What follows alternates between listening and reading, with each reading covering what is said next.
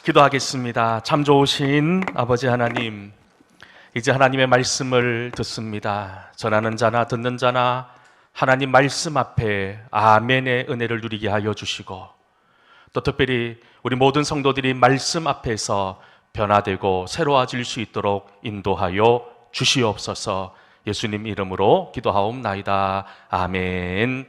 할렐루야. 우리 옆에 분들과 한번 인사했으면 좋겠습니다. 보고 싶었습니다. 사랑합니다. 한번 인사했으면 좋겠어요. 오늘 예배를 통해서 살아계신 하나님 만날 수 있기를 간절히 소망합니다. 광고 시간 때도 말씀드리겠지만 오늘 지금 1층에 이상국 집사님, 송영아 집사님 오셔서 지금 예배 드리시고 있는 것 같아요. 1층에서 예배 드리는데 우리 나가실 때 집사님 한번 보시고 기도해 주시고 가셨으면 좋겠습니다. 예수님은 3년의 짧은 공생의 시간을 보내셨습니다.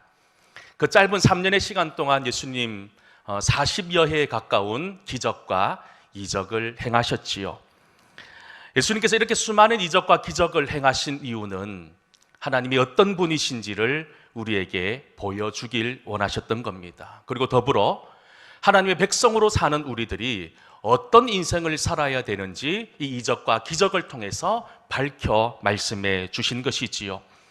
우리가 믿음 생활하는 것 참 쉽지 않는 것 같아요. 믿음 생활하기 위해서, 더 온전한 믿음의 생활을 하기 위해서 필요한 것들이 많이 있습니다.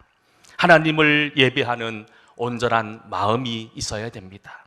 그리고 하나님의 은혜만을 사모하는 마음도 있어야 되고요. 또 어떤 시련과 역경 앞에서도 하나님의 능력을 신뢰하고 능력 가운데 거하는 마음도, 주님을 의지하고자 하는 마음도 있어야 됩니다. 하나님과 내 이웃을 내 몸과 같이 사랑하는 마음도 있어야 되고요. 행함과 진실함으로 우리의 삶에서 주님의 영광을 드러내고 교회의 덕을 위해 살아가는, 그리고 복음의 그 뜨거운 열정으로 살아가고자 하는 그런 마음들이 필요하지요. 참 많은 것이 필요합니다. 오늘 누가복음 17장 말씀을 함께 나누었습니다. 이 17장 11절 그리고 19절까지의 말씀은 여러분 기억하실지 모르겠지만 맥주 감사 주일 7월 첫째 주 예배 때 동일한 본문으로 제가 여러분들에게 말씀을 전했던 적이 있습니다. 특별히 오늘 이 누가복음 17장 말씀을 통해서 우리 예수님께서 우리 성도들에게 주시고자 하는 것이 무엇이었을까요? 우리에게 잃어버린 그 감사를 다시 회복하라라고 하는 그런 1차적인 메시지를 우리에게 던지고 있습니다. 요즘 대부분의 교회들이 추수감사절을 지내고 있습니다. 오늘 추수감사절을 보내는 교회들도 있고, 또 이 모양 저 모양으로 해서 하여튼 이 10월 말 11월 초에 이르기까지 계속해서 추수감사절기를 지킵니다. 한마디로 감사의 시즌이라고 해도 과언이 아니지요. 우리 교회는 11월 첫째 주에 추수감사 예배를 하나님 앞에 구별하여 드리려고 합니다. 근데 이렇게 감사의 시즌이 되면 늘 우리를 고민스럽게 하는 것이 있습니다. 그것은 뭐냐 하면 과연 나에게 감사할 것이 있느냐라고 하는 질문입니다. 아마 여러분들이 살아가면서 이런 질문 앞에 놓일 때가 많으실 거예요. 내가 이 세상 살아가는 데 있어서 감사할 만한 것이 뭐가 있을까라는 거지요. 아마도 감사절기가 되면 여러분들이 많이 들었던 이야기 중에 하나가 생각한다는 단어인 think라는 단어와 그리고 감사라고 하는 단어인 thank라고 하는 단어입니다. 여러분 그렇지요. 감사를 의미하는 thank라고 하는 단어는 생각한다고 하는 think라고 하는 단어에서부터 시작되었다는 겁니다. 여러분 그렇습니다. 우리가 생각하면 생각할수록 깨닫게 되고 발견할 수 있는 것은 모든 것이 다 하나님의 은혜였고 하나님께 감사할 것밖에 없다는 거예요. 그래서 저는 추수감사절을 앞으로 2주나 남겨져 있는 오늘 이 시점에서 지금은 감사해야 될 때입니다라고 하는 제목의 말씀을 가지고 강단에 섰습니다. 왜냐하면 우리가 평소 때 감사하지 못하지만 남은 2주, 이 추수감사절을 맞이하는 앞으로 기다려야 되는 이 2주 동안에 올 한 해 내가 감사할 것이 무엇이 있는지를 좀 더 깊이 묵상해 보자라고 하는 그런 마음으로 오늘 이 감사의 제목을 가지고 여러분 앞에 섰습니다. 오늘 말씀의 배경은 이렇습니다. 예수님께서 예루살렘으로 올라가시는 길 중에 사마리아와 유대 접경 지역의 한 마을에 들어가시게 되었습니다. 11절 말씀에 보면 예수님께서 예루살렘으로 가는 길이라고 하는 말씀이 기록이 되어져 있습니다.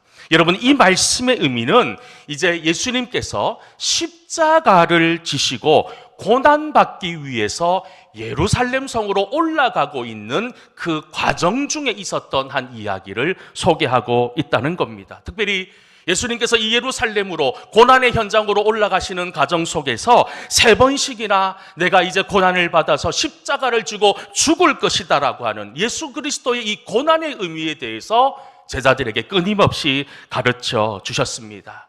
그렇다고 보면 오늘 우리가 함께 읽은 누가복음 17장 11절부터 19절까지의 말씀은 단순히 우리들에게 그 잃어버린 감사의 의미를 회복하라는 것을 뛰어넘어서 예수님께서 당하신 고난의 의미, 그리고 그 고난이 우리에게 주어지는 은혜가 무엇인지를 깨닫게 하기 위해서, 결국 구원이 무엇인지를 우리에게 말씀해 주기 위해서 오늘 이 10명의 문둥병자 이야기를 우리에게 하고 있는 거예요.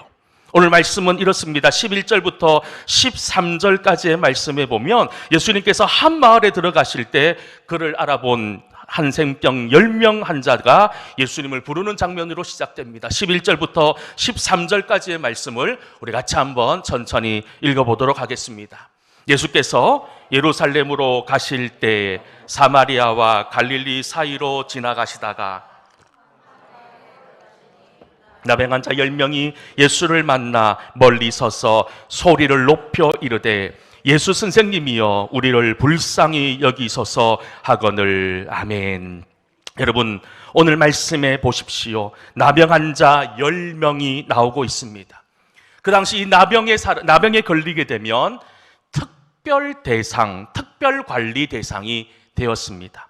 다른 사람들과 철저히 격리되어야 됐습니다. 어떤 이유에서라도 일반인들과의 접촉은 허락되어지지 않았습니다. 그들은 옷을 찢고 머리를 밀어야 했습니다. 길을 걸어 다니면서도 입술을 가린 채 뭐라고 이야기해야 되는 줄 아십니까? 세상 사람들이 다 들을 수 있도록 나는 부정하다, 부정하다라고 외쳐야만 했습니다. 왜냐하면 다른 사람들이 나에게 다가오는 것을 미연에 방지해야 되는 책임이 그들에게 있었기 때문이지요. 그리고 누구든지 이 나병 환자들과 잠시 스치고 지나간다 하더라도 부정한 사람으로 취급받아야만 했습니다.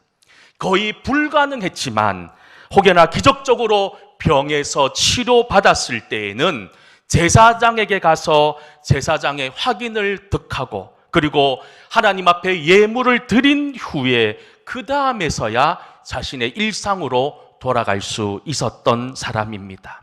이처럼 지금 예수님을 향해 목이 터져라 외치고 있는 이 10명의 나병 환자들의 삶은 한마디로 아무 희망도 소망도 정말로 불쌍한 사람들이었습니다. 그런 그들에게 예수님이 이곳을 지나간다는 소식이 들려옵니다. 그리고 마치 마지막 한 가닥의 희망을 붙잡고 예수님께 나와 소리칩니다.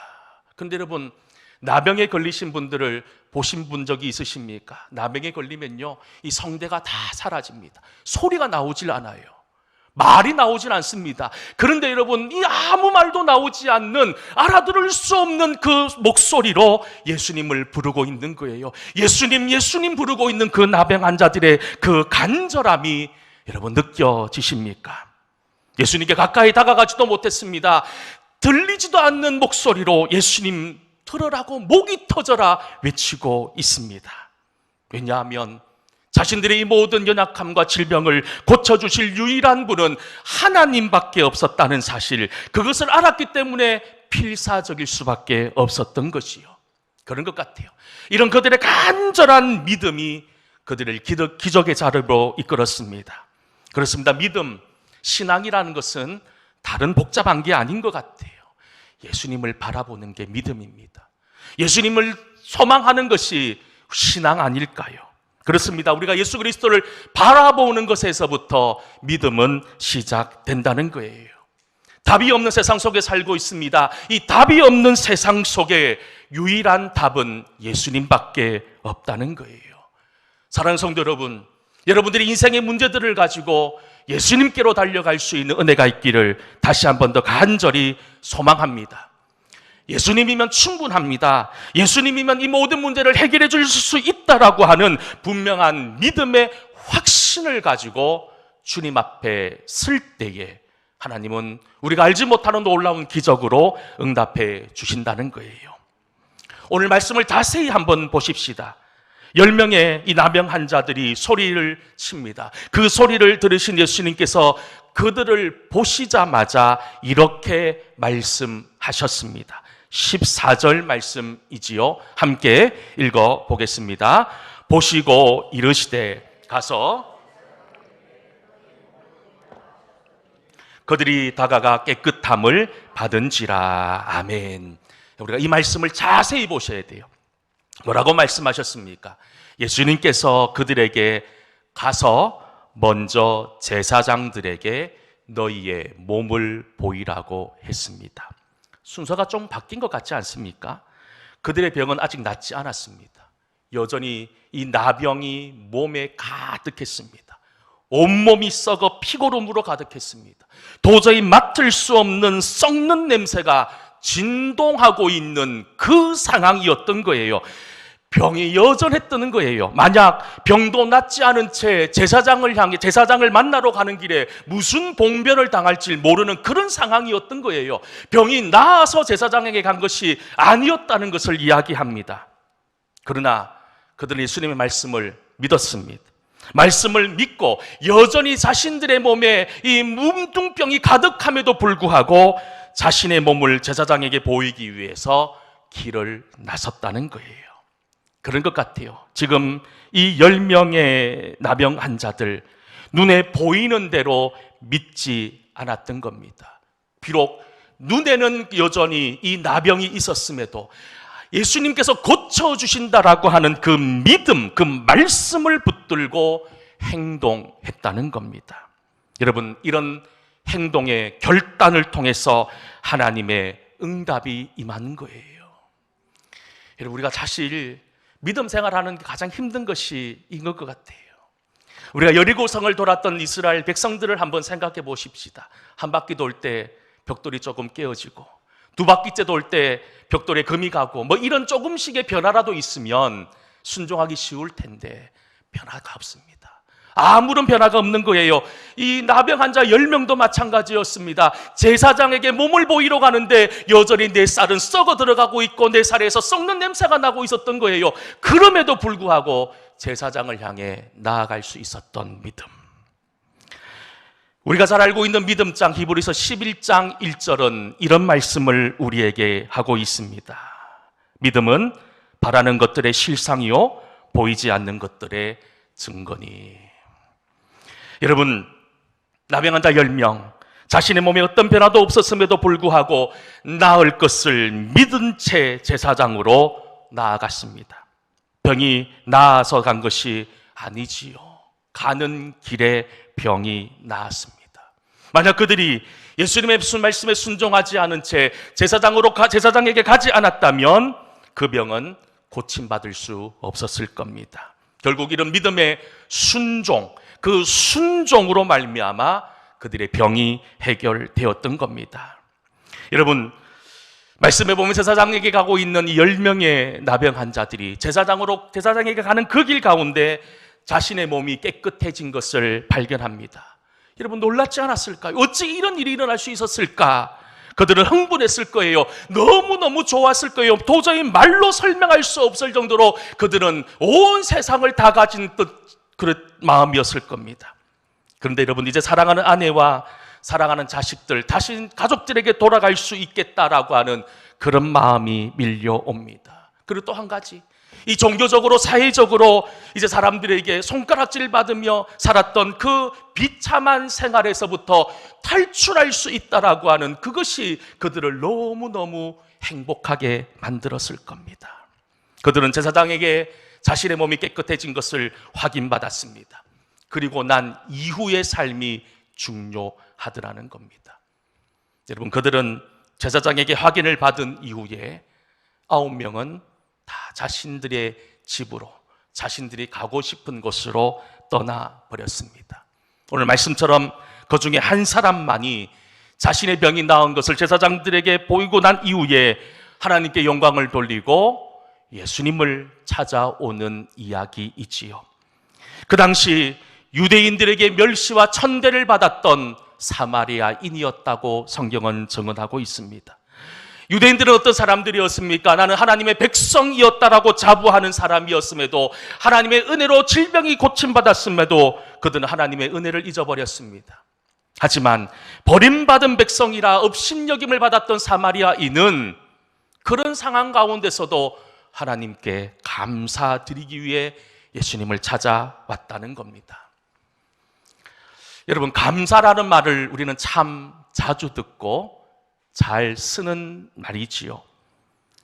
감사의 반대말이 여러분 뭐라고 생각하십니까? 많은 분들이요, 이 감사의 반대말을 흔히 불평과 원망이라고 말씀들을 하십니다. 하지만 여러분, 그런 것 아닌 것 같아요. 이 불평과 원망은 감사하지 않을 때 나오는 자연적인 결과이고 반응이기 때문에 감사의 반대말은 아닌 듯 싶습니다. 말씀을 준비하면서 고민해봤어요. 감사의 반대가 뭘까? 감사의 반대가 뭘까? 고민하면서 들었던 생각이 감사의 반대는 당연함이라는 생각이 들었습니다. 여러분, 나에게 일어나는 모든 일, 내가 누리고 있는 이 모든 것을 그저 당연하다라고 생각한다면 감사가 나오지 않는다는 거예요. 내 힘이고 내 능력이고 이것들로 인해서 내가 누리고 있다면 어떻게 감사가 나올 수 있단 말입니까? 예를 들어 이런 것 같아요. 누군가로부터 식사 대접을 받습니다. 그러면 여러분 뭐라고 이야기합니까? 한 끼의 식사를 대접하는 그분에게 감사합니다, 잘 먹었습니다, 여러분 공손하게 인사하는 것이 당연한 거지요. 그런데 어떻습니까? 날마다 밥 해주는 어머니 그리고 아내에게 여러분 고맙다, 감사하다라고 말한 적이 얼마나 되십니까? 아내에게 진정으로 감사하지 못하는 이유, 어머니에게 정말로 감사하지 못하는 이유가 엄마가, 아내가 밥 해주는 것을 당연하다고 생각하기 때문에 우리가 감사하지 못하는 것이 아닐까요? 여러분, 우리는 믿음의 사람입니다. 믿음의 사람은 어떤 삶을 살아야 되냐면 우리 일상에서 누리는 당연함을 특별함으로 바꿀 수 있는 그런 사람들이 되어야 되는 거예요. 여러분, 우리가 누리는 당연함은 그저 당연한 것이 아니에요. 아주 특별한 거예요. 소중한 것이라는 거예요. 여러분, 우리가 누리는 이 당연함을 보석 같은 특별함으로 바꾸기 위해서 필요한 것이 무엇일까요? 생각해야 된다는 거예요. 무엇을 생각해야 되냐면 하나님의 은혜를 생각해야 되는 겁니다.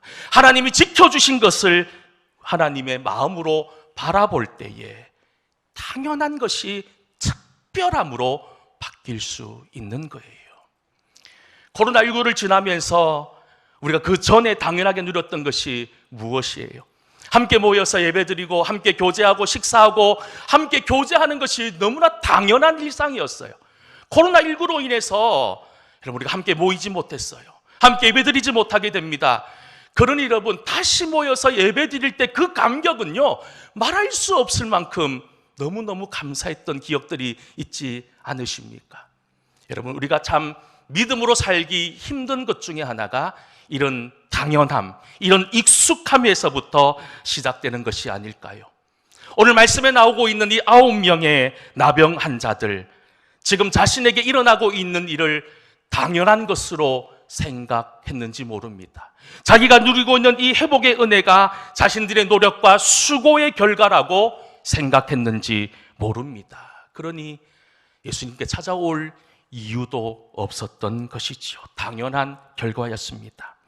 그때 예수님을 찾아왔던 사마리아 사람을 보며 우리 주님 뭐라고 말씀하실까요? 오늘 본문 16절부터 18절까지의 말씀에 보면 이런 말씀이 기록이 되어져 있습니다. 우리 같이 한번 말씀을 읽어보겠습니다.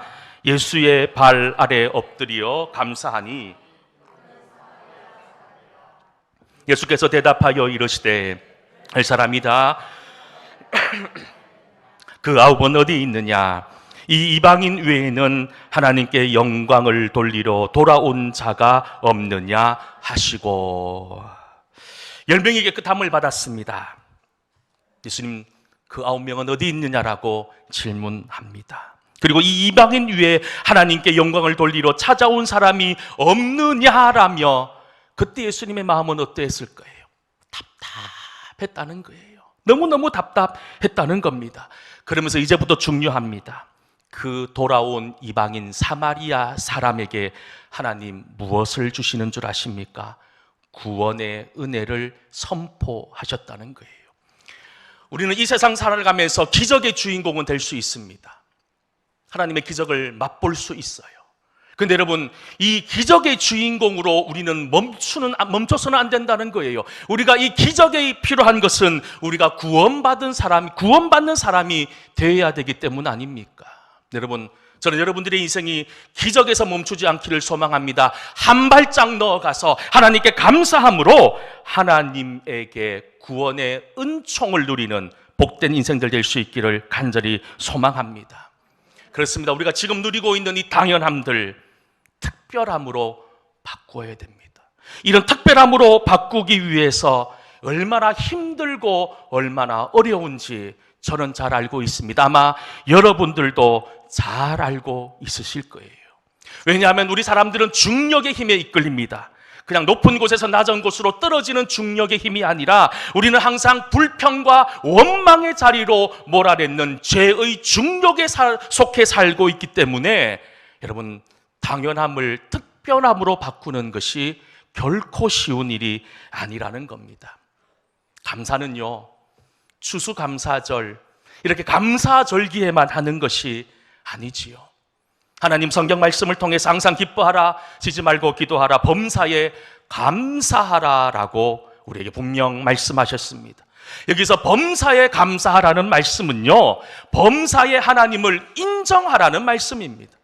여러분, 우리가 먹든지 마시든지 무엇을 하든지 하나님의 영광을 위해 살아야 됩니다. 우리가 살아가는 매 순간순간마다 범사에 하나님을 인정할 수 있을 때, 하나님을 기억할 수 있을 때 우리는 감사의 길을 갈 수 있습니다.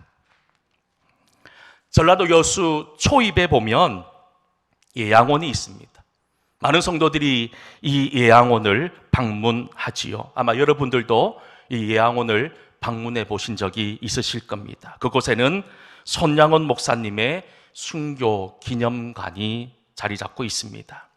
이곳에서 손양원 목사님은 나병 환자들의 그 고름을 입으로 빨아주면서 1200명에 가까운 나병 환자들을 가족같이 보살피며 6.25 사변이 일어났을 때 끝까지 교회와 성도들을 지키다가 순교하신 곳이기도 합니다. 성교관으로 올라가는 길 옆에 목사님 부부의 무덤과 두 아들의 무덤이 함께 자리 잡고 있습니다. 손양원 목사님의 두 아들 역시 순교당합니다. 1948년 10월 19일입니다. 제주에서 일어난 폭동을 진압하기 위해서 국군이 여수 순천 지역으로 내려오게 됩니다. 그 내려온 군인들 중에서 일부가 반란을 일으킵니다. 그것이 그 유명한 여순 반란 사건입니다. 그 반란군들이 손양원 목사님의 두 아들 동인과 동신 형제를 잡아 비참하게 죽음을 맞게 합니다. 손양원 목사님 교회에서 기도하는 중에 두 아들의 순교 소식을 들었습니다. 그 아들의 죽음의 소식을 듣고 손 목사님이 가장 먼저 기도한 것이 여러분 뭔 줄 아십니까? 이 사랑하는 두 아들을 죽인 살인자를 용서해 달라는 기도였어요. 그리고 이 살인자를 양아들로 삼을 수 있게 해달라고 기도했다고 합니다. 그리고 그 손양호 목사님은 그 기도처럼 그 두 아들을 죽인 살인자를 양아들로 삼아서 끝까지 사랑하는 아들로 삼았다는 거예요. 두 아들의 장례식장에서 손양호 목사님 그 유명한 9가지 감사의 고백을 우리에게 남기고 있습니다. 제가 좀 긴 내용이지만 한번 읽어드리겠습니다.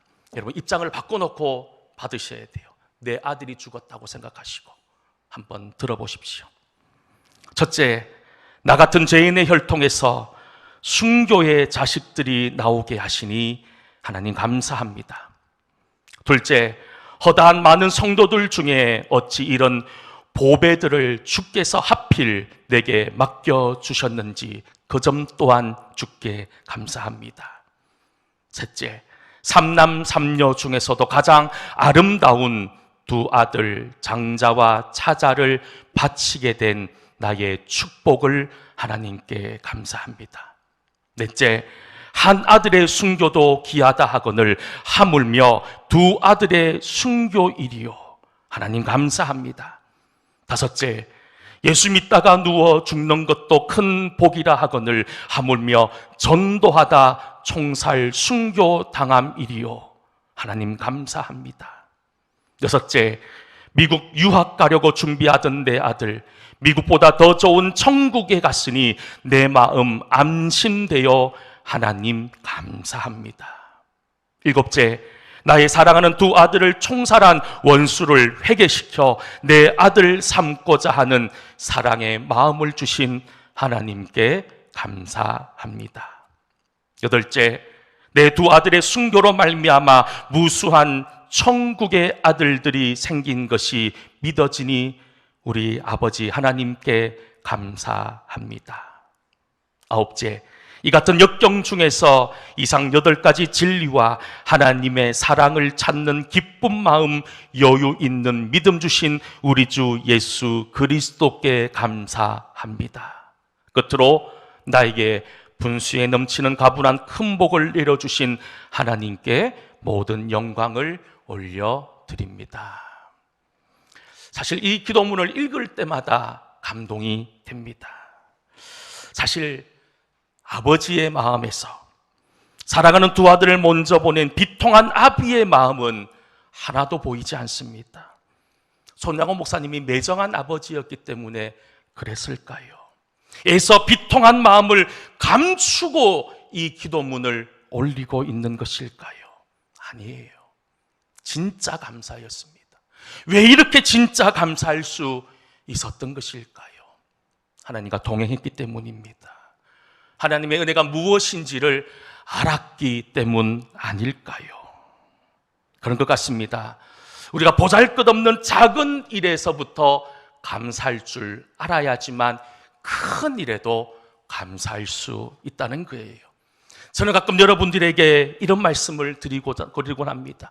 우리는 말과 혀로만 사랑하지 말고 행함과 진실함으로 사랑하자라고 말입니다. 그런데 혹여나 여러분들의 입술에서 감사마저 사라져버리지는 않으셨는지요? 오늘 말씀에 나오는 사마리아 사람 15절 말씀에 보면 자신의 병이 나은 것을 알고 큰 소리로 하나님께 영광을 돌렸어요. 우리 같이 한번 15절 말씀을 함께 읽어보겠습니다. 그 중에 한 사람이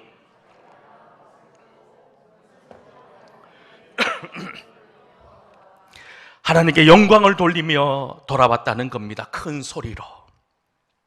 정말 행복한 사람은요, 입술로 하나님께 감사드리는 사람입니다. 입술의 고백에서부터 시작되는 거예요. 입술의 감사의 고백으로 말미암아 점점 우리의 마음이 풍요로워진다는 겁니다. 아마 힘들고 어려운 시간들을 보내고 있는 줄 압니다. 감사의 이유와 감사의 조건들을 찾으십시오. 작은 것에도 감사할 수 있기를 소망합니다. 그럴 때 우리는 하나님의 놀라운 은혜를 맛볼 수 있다는 거예요.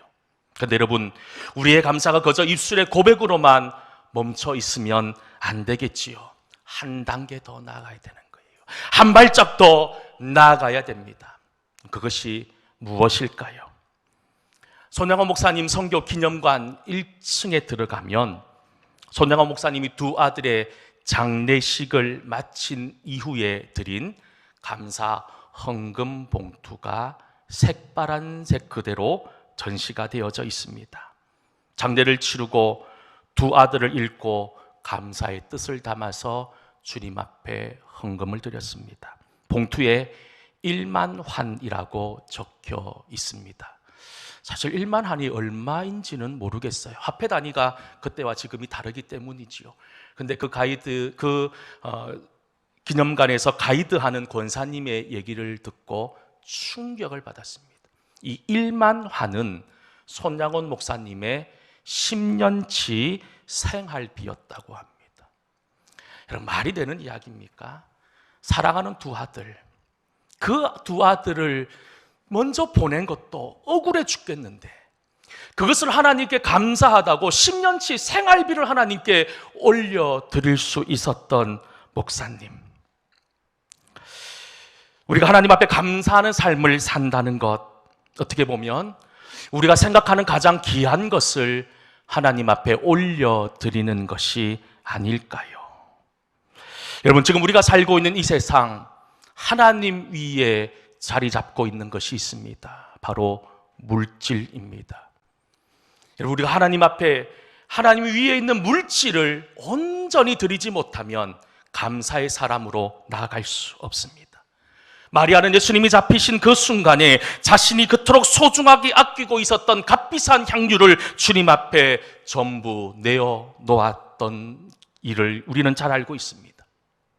사실 미국 교회라고 다 좋은 것은 아니지만 미국 교회가 오래전부터 가지고 있는 아주 좋은 전통이 하나 있습니다. 그것은 뭐냐 하면 미국의 대부분의 성도들은 하루에 1불씩 감사의 예물을 모은다고 합니다. 1인당 1불씩. 그리고 추수감사절이 되면 그렇게 1년 동안 모은 365불을 하나님께 드리는 그런 아름다운 전통이라고 합니다.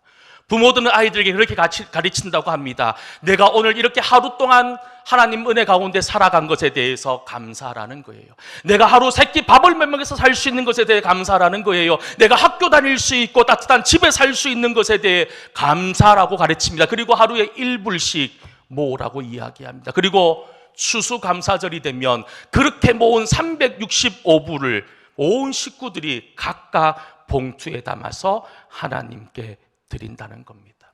여러분, 얼마나 귀하고 얼마나 아름답습니까? 그래서 금액의 많고 작음의 문제가 아니지요. 매일매일의 감사의 제목을 찾으려고 하는 그런 아름다운 믿음의 모습들 아닙니까? 저는 우리 동성교회도 이런 아름다운 전통을 하나씩 만들어 나갔으면 좋겠습니다.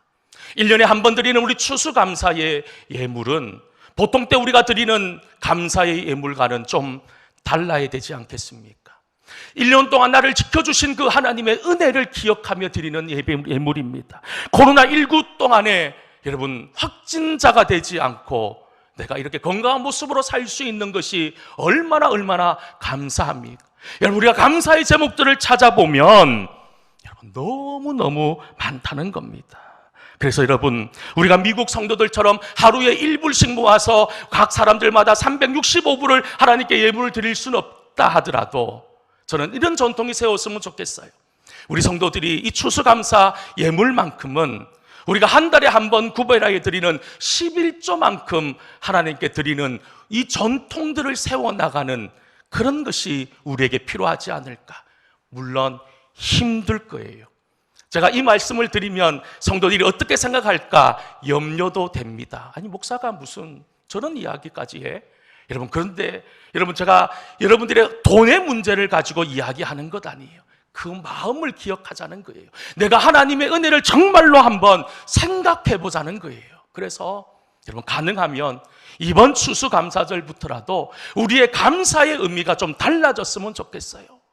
많이는 못 드리지만 그래도 내가 11조 가까운 헌금은 내가 하나님께 한번 감사의 예물로 드려보자라고 하는 그런 결단이 우리에게 있어야 되지 않겠냐는 거예요.